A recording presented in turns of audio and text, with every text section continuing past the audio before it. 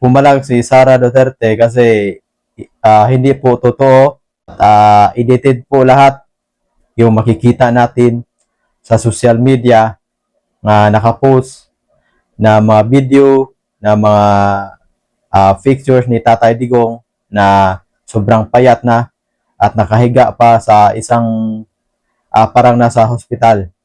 So magandang araw po sa ating lahat at lalong-lalo na sa mga subscribers natin, sa mga viewers natin, magandang araw po. Sa mga viewers natin na hindi pa nakapag-subscribe sa channel natin, paki-subscribe naman mga para palagi po kayong updated sa mga video reaction natin.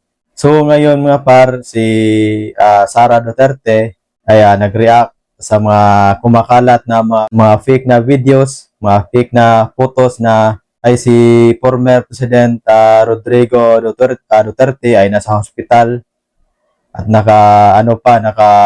naka-dextrose at sobrang payat na mga pumalag si Sara Duterte kasi hindi po totoo at edited po lahat yung makikita natin sa social media na nakapost na mga video, na mga pictures ni Tatay Digong na sobrang payat na at nakahiga pa sa isang parang nasa hospital.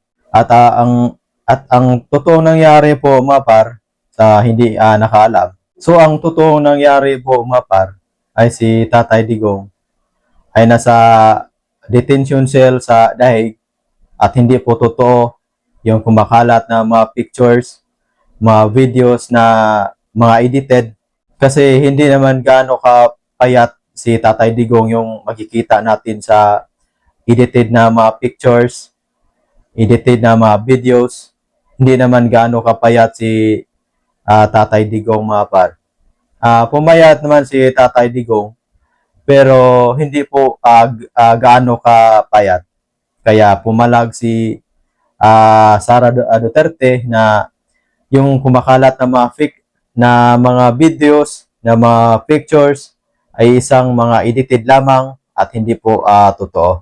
At sa mga viewers natin, huwag po maniwala sa mga kumakalat na nakikita natin na sobrang payat ni Tatay Digong.